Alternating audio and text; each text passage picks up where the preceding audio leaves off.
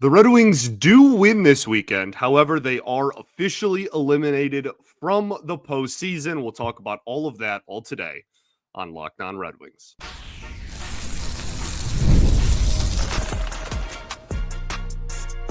You're Locked On Red Wings, your daily podcast on the Detroit Red Wings. Part of the Locked On Podcast Network, your team every day. What is up, everybody? Welcome back to another edition of Locked On Red Wings. I am, of course, your host, Scott Bentley. Today is Monday, April 14th, 2025. Thank you so much for making Locked On Red Wings your first listen every single day. Shout out to all the everydayers that do tune in every day, and we will be back tomorrow. And when I say we, I finally mean we. This is the end of you having to put up with me alone.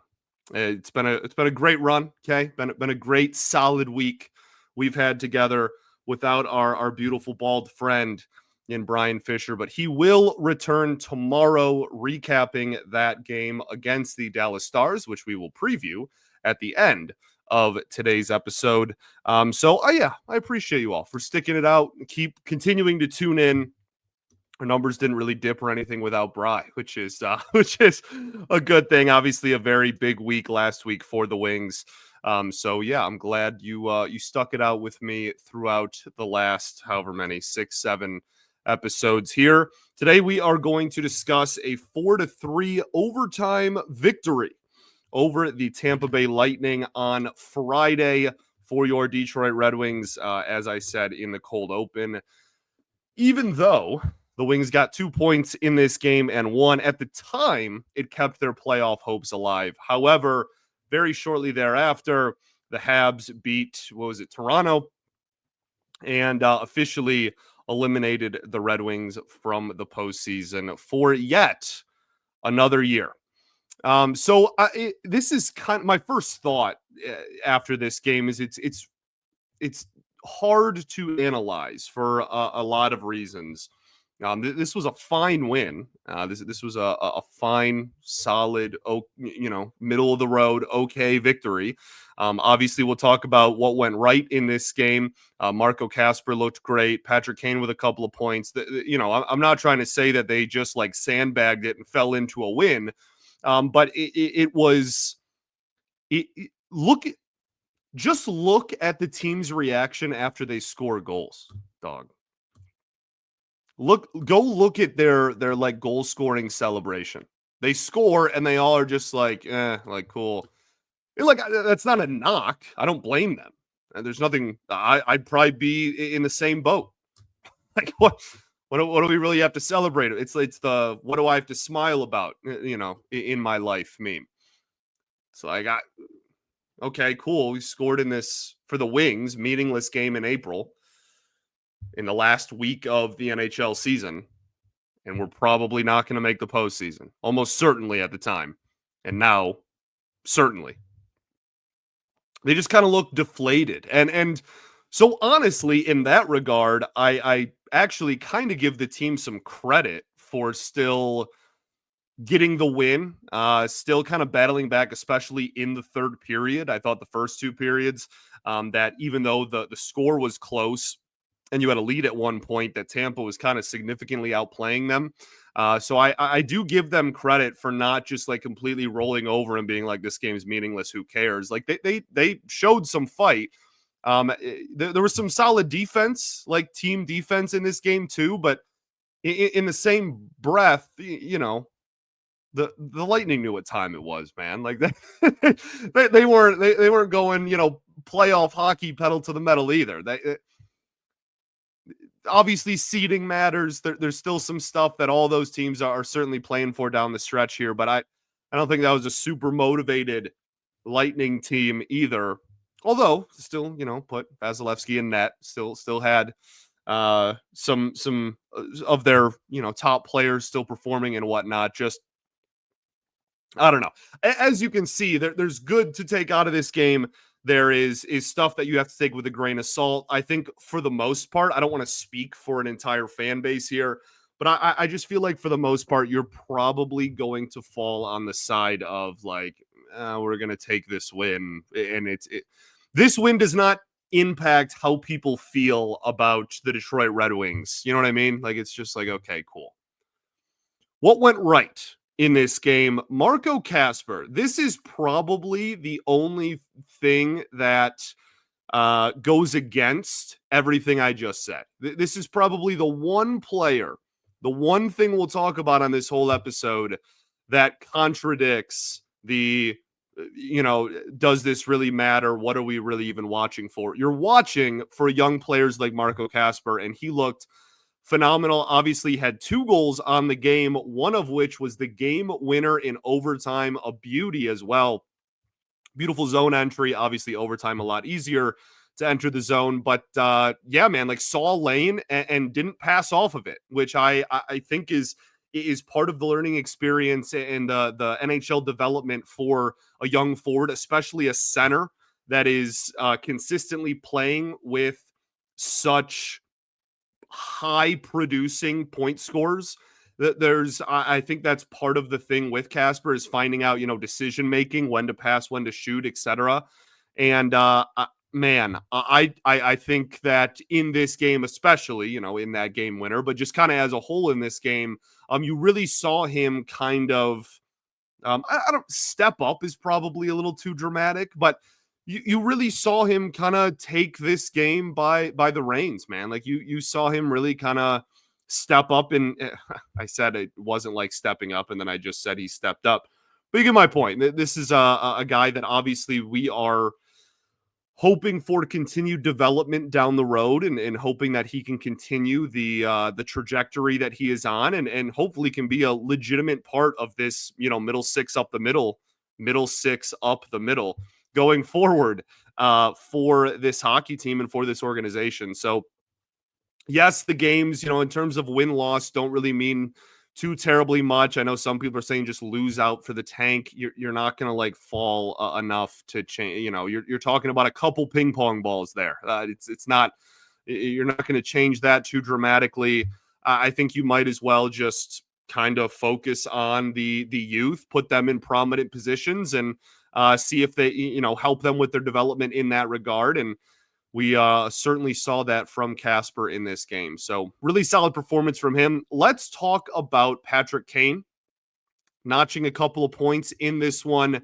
And then again, kind of the outlook of this game as a whole. Talk about the third period and that momentum shift before we talk about what went wrong, and then some off the ice stuff as well. We'll do that right after this. Got to talk to y'all today about our new friends over at Upwork. Scaling your business requires the right expertise at the right time. With Upwork, you can find specialized freelancers in marketing, development, design, and more. Experts that are ready to help you take your business to the next level. Upwork gives flexibility by connecting them with top freelance talent across multiple industries. That's including IT, AI, web development, and marketing. So whether you need extra hands for a project or you need a long-term partner, Upwork makes hiring simple and affordable. If you need help with a marketing campaign, Upwork can connect you with a freelance expert who delivers incredible results. It's all about finding the right talent, and that is what Upwork does best. Posting a job is free and it's simple, and within a day, multiple qualified candidates you will have at your disposal to choose from. It's cost-effective growth, and they give you affordable top-tier freelancers. So visit Upwork.com right now and post your job for free. That's UPWORK.com, Upwork.com, to connect with top talent and grow your business today. All right, everybody, welcome back here. Segment 2 of Locked On Red Wings. Appreciate you all for tuning in. We will, of course, be back tomorrow for the everydayers out there, and we will be recapping the game tonight, Monday, as you are listening to this, against the Dallas Stars. We'll preview that at the end of the show. Not sure there's too much previewing to go on there with how much these games matter at this point, but we will. And Brian and I will talk about it tomorrow. Brian will be all cranky, back from the honeymoon, jet lag, et cetera, has to go back to work, is still bald, all this going for him. And yeah, it's going to be really fun to just kind of rile him up and make fun of him. So on today's show, we continue to recap this victory, however, over the Tampa Bay Lightning. Always good to get an interdivision victory. I don't really care the circumstances. That's just something that at the end of the season is always going to look a lot better in on paper. So I appreciate that at least. Patrick Kane with a couple of points, had the beautiful rebound goal. That play was wild. Just kind of puck dropped back right on his stick, and he buried it home. Did he go 5-hole with that? There was a lot of weird goaltending too. We'll talk about that in a second. But Patrick Kane is going to be one of the biggest talking points of this organization this summer.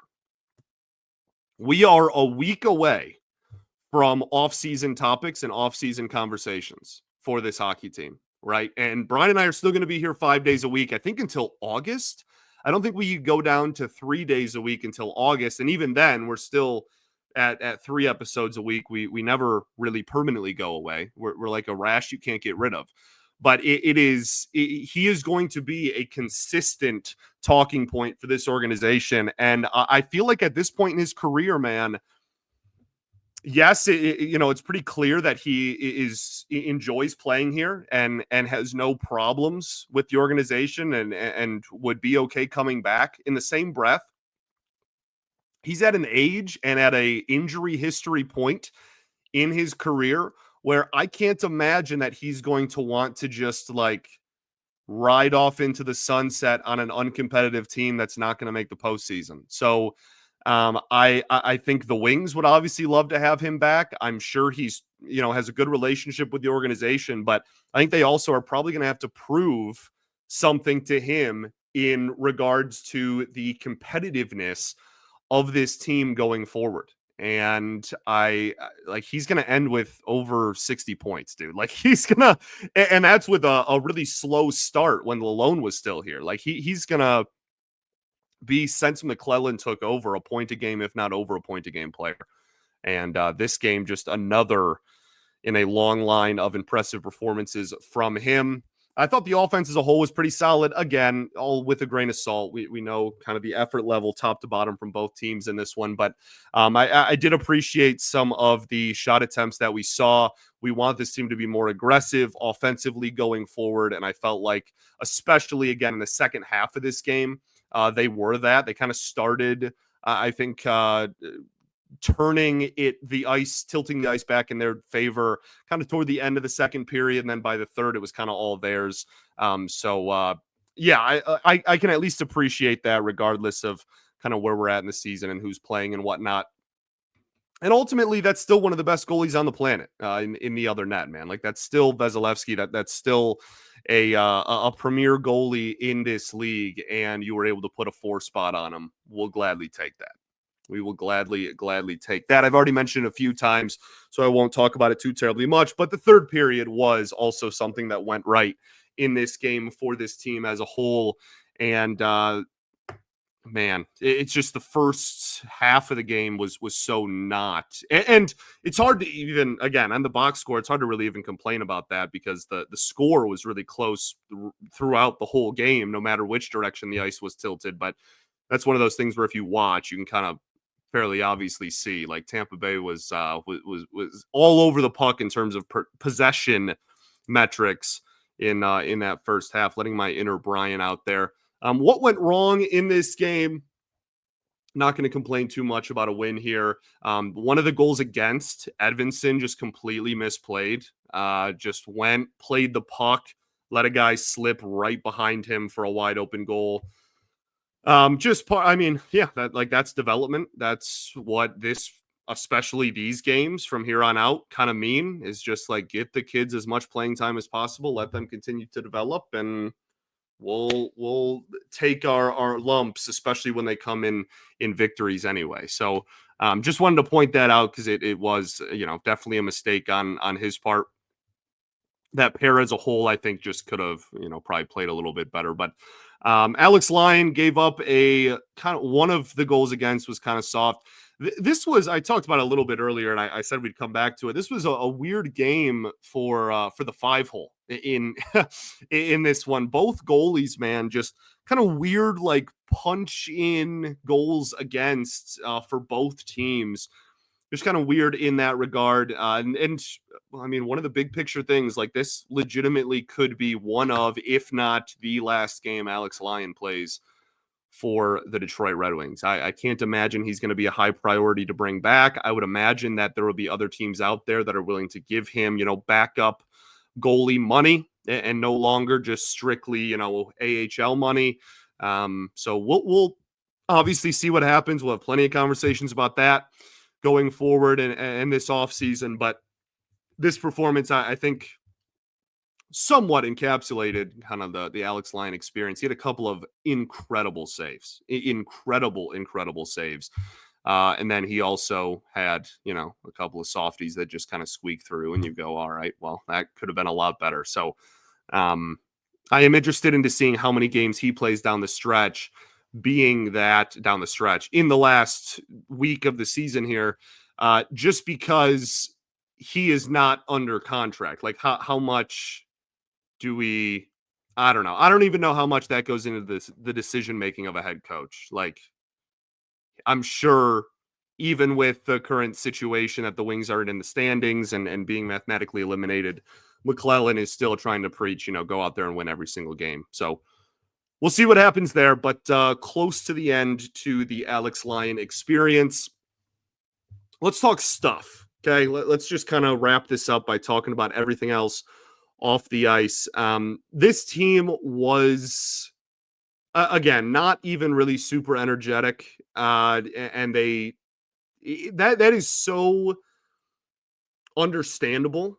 It's weird because they did technically still have, like playoff hopes and dreams. Now I declared the season dead after that Habs lost last week. So like I wasn't holding out hope, as you all everydayers are very well aware. But for a team that technically still didn't have a 0% chance, it was kind of it's like, all right, well, these guys don't think they have a chance either. You as I said at the beginning of the show, you even see after the goals they scored, it just seemed like they didn't care. It reminds me a lot of the game 82 last year, where they were, once it became official that they were going to be eliminated, they win in a shootout and they just kind of go and celebrate and whatever, but like nobody really cared. And that's kind of how I felt after almost every goal outside of maybe the game winner. But even that, like Kasper was fired up and his line mates were fired up, but the team wasn't really freaking out or doing too much about that.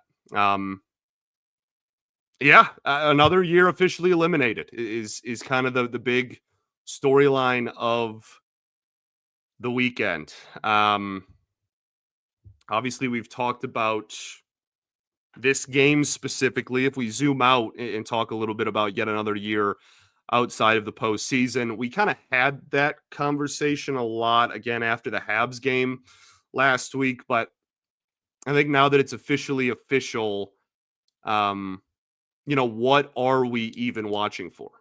What is the point of turning on your TV the last week of the season here? What are you looking for? Because wins don't matter in terms of standings. They don't matter anymore.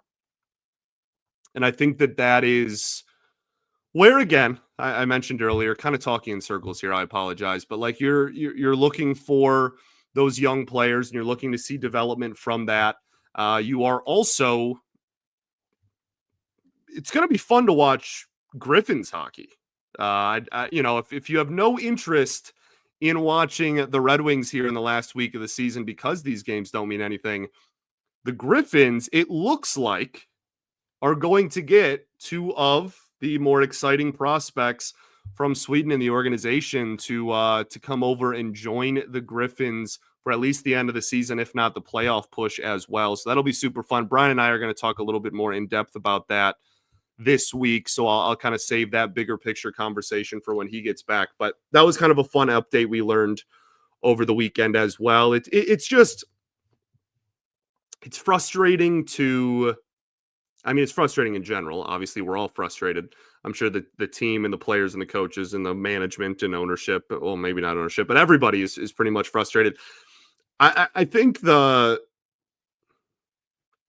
I said last week, it's just, it sucks to have games left on the schedule and know that when I tune in, that they mean nothing. That sucks. And we're back to there. All right, let's preview. After I just said this game means literally nothing, let's preview this hockey game against the Dallas Stars. We'll do that right after this. Got to talk to you today about our friends over at Wonderful Pistachios. If you're looking for a snack that's both delicious and nutritious, crack into a good source of protein with Wonderful Pistachios. Wonderful Pistachios is one of the highest protein nuts, with each 1 ounce serving giving you 6 grams of protein. That's over 10% of your daily value. Plus, they're packed with fiber and better for you unsaturated fats to help keep you feeling fuller longer. Personally, as you all know at this point, I love me some no shells Wonderful Pistachios. They're the perfect grab and go snack for busy days, whether I'm snacking at my desk, on a road trip, or just need a quick protein boost. They're always my go-to. And if you love cracking open every shell for that satisfying crunch, the in-shell options are a classic favorite as well. So get snacking and get cracking with a snack that packs a protein punch. Visit wonderfulpistachios.com to learn more.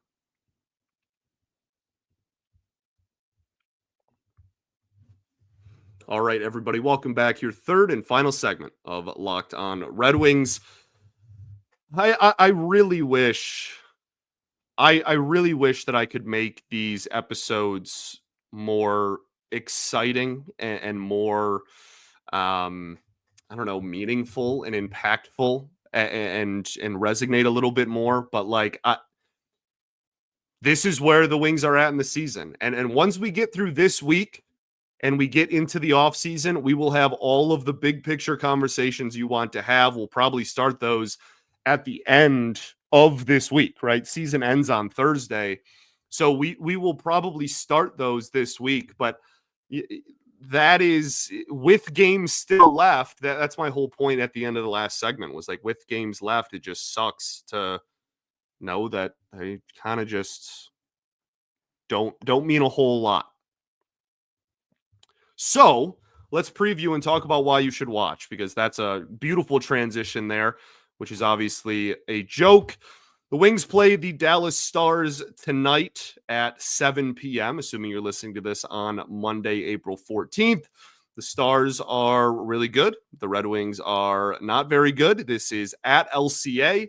The Stars are 50, 24, and 6, but they are currently, I say currently, I don't know if they played Sunday afternoon. At the time of this recording, they are on a 5-game losing streak. And these games still matter a little bit to them. They're pretty close to Vegas in the Western Conference standing. So for seeding purposes, there's still some stuff to play for a little bit in that regard. Yeah, like, this is still one of the premier teams in hockey. I'm sure they're circling this game on the calendar and thinking, hey, look, a team that's not very good and out of postseason contention. Here's our get right game. Here's the game where we can bounce back and get back into the win column. I'm almost certain that is the mindset of the Dallas Stars here. So it's a really good offense. So a pretty solid defense. It's one of the better goaltenders in the sport. Their team save percentage is second in hockey. Duchesne's having a fantastic year. Robertson's having a fantastic year. I mean, yeah, this is one of the premier teams in hockey. Obviously, everyone always kind of circles this one because Mr. Ben plays for the Stars. So I don't know, maybe we'll see some fighting or something. Send Austin Watson out there. Let's see what happens. Yeah, man, like, this is a home game that you are the underdog in. That's kind of all you need to know about where we're at in the season, and what the thought of you're a heavy underdog, according to FanDuel, at home. So that's kind of the expectation. In terms of what we're watching for on our side, as I've said, kind of the youth. I'm interested in if they, for Marco Kasper's sake, if they try to end the season by kind of line juggling and playing him with different people that maybe he's not used to playing with, or the alternative, and they go, no, you know what? He had a couple of goals last game. Let's keep him at that 2C role or that top line wing role, whichever. But he's played both of those where he can be comfortable in both of those settings. So, yeah, that we'll see. And Brian and I will be back to talk about it tomorrow. You can get all of his thoughts and feelings and emotions over the last week, since technically the Wings had a lot better odds of playing postseason hockey before Brian left, certainly, than they do now. Thank you so much for making Locked On Red Wings your first listen every single day. Check out Locked On NHL Game Night for your second listen every game, every night until a Stanley Cup champion is crowned. Get your local analysis on a national scale. You can find NHL Game Night on Locked On NHL on YouTube or wherever you listen to your podcasts. Thank you again for continuing to tune in over the last week. I'm not going to lie to you, it certainly got a little difficult toward the end. Like, these last couple of episodes have been, it is difficult to analyze these games when they're not even being played at 100% on the ice. And so I really do appreciate you all greatly for continuing to support the show, even when the Wings are eliminated and one of the hosts is off with his pinky up, drinking something fancy and, miles and miles away. I appreciate you all greatly. It means the world to me. I know it means the world to Bri, and both of us will be back tomorrow. All right. We ball. Don't forget it. Even given everything, we still ball, and we will be back tomorrow. Same time, same place. It's your team every day.